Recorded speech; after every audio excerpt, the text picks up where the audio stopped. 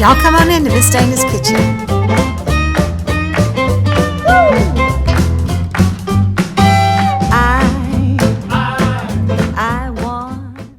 I have two words for y'all. Candy bacon. Can you believe those two are in the same sentence? They are, and they are delicious, and it's simple to make. Let me show you how to do it.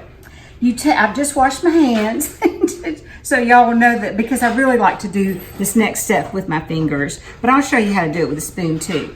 You take thick cut bacon, and I like to slice it in half because actually this dish goes so fast whenever you put it out for your family or for an event. I made it for a green room one time, and I couldn't keep enough out on the table. So slice it in half and you'll have twice as much. And you take dark brown sugar. Now it needs to be the dark brown sugar, and you just want to kind of spread it out a little bit on all the pieces and make sure it covers as much as you can. And you can see it's a whole lot easier to do that with your fingers, so I'm going to do it with my fingers. So you spread it out on all the bacon. I have it on a drying rack over a baking sheet, and on the baking sheet I put some parchment paper. Now the parchment paper helps clean up a whole lot, so try to remember that step if you can.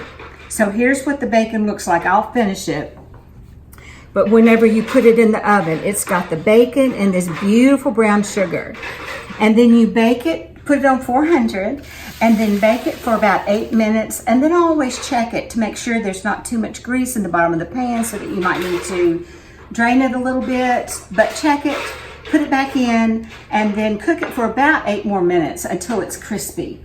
And we made some earlier, and y'all, here it is. Oh my gosh, look at that beautiful brown sugar has caramelized. And then if you want to be really decadent, you put a little syrup on it. Serve it just a tiny little bit. We like steamed syrup here. It's a pure cane sugar syrup. This is their Southern Made edition. And look at that. And then, you know, we are from Louisiana.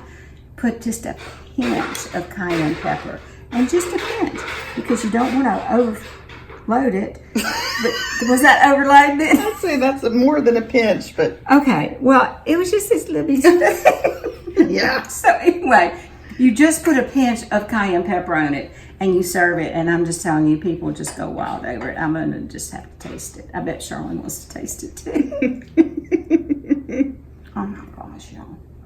Brunch, tailgate parties, shower, Sunday brunch. Saturday brunch, you might have to have brunch both days. It is delicious. So y'all try it and let me know how you like it. Bon appetit, y'all.